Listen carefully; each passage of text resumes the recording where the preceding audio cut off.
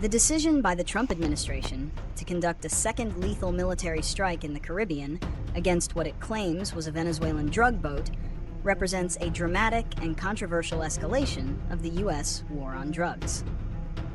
This action, which reportedly killed 3 people, follows a similar strike 2 weeks prior that killed 11.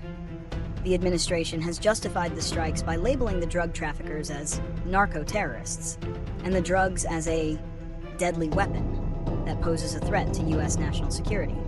However, this shift from traditional law enforcement to direct military action has sparked significant debate and criticism, raising profound questions about international law, executive authority, and the future of U.S. foreign policy. Summary and analysis. The U.S. military strikes in the Caribbean represent a fundamental change in the approach to drug interdiction. For decades, the U.S. has relied on the Coast Guard and other law enforcement agencies to intercept suspected drug vessels in international waters. This approach emphasizes apprehension, due process, and criminal prosecution. The Trump administration's decision to use lethal force, including kinetic strikes from military assets, bypasses this established protocol. The administration's public justification hinges on its recategorization of drug cartels as narco-terrorists and the drugs themselves as a threat to national security. This reframing is significant because it provides a potential legal basis for using military force under the authority of the commander-in-chief. However, critics, including members of Congress and human rights groups, argue that this is an unprecedented and dangerous use of military power. The lack of due process and the apparent shoot-to-kill policy in international waters have been condemned as extrajudicial executions. The administration has provided minimal evidence to support its claims that the targeted vessels were carrying drugs or that the individuals on board were narco-terrorists. The strikes have been carried out with little to no transparency, and a video released by the president only shows a boat being destroyed, offering no proof of its cargo or the identity of the people on board. This lack of transparency, coupled with the dramatic use of force, has raised alarm bells about the potential for abuse of power and the erosion of international legal norms. Reasons and consequences. The primary reason for the strikes, as stated by the administration, is to aggressively combat the flow of illegal drugs, particularly fentanyl, into the United States. By using military force, the administration seeks to send a clear message that it will use any means necessary to protect American citizens from drug-related deaths. The political motivation may also be a factor, as a tough-on-crime and strong national security stance is often seen as a political advantage. The consequences of these actions are far-reaching. The most immediate is the heightened tension with Venezuela, whose government has accused the U.S. of aggression and seeking a pretext for conflict.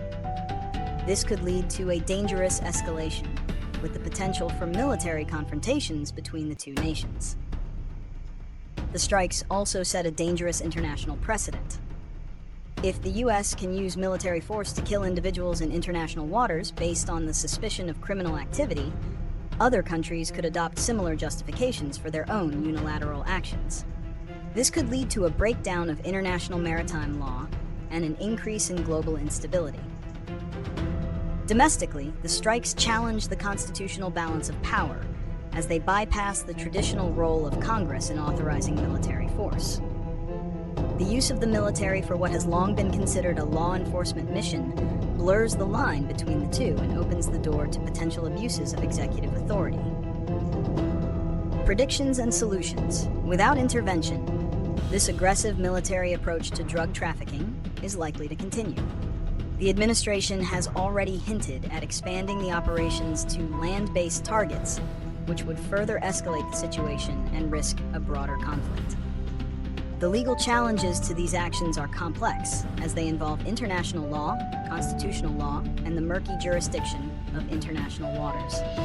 Addressing this issue requires a multifaceted approach. First, there must be a strong push for greater transparency from the administration.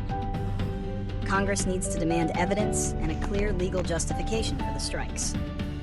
This could be achieved through congressional hearings, investigations, and, as some lawmakers have suggested, a war powers resolution to limit the president's authority to conduct such operations without explicit congressional approval.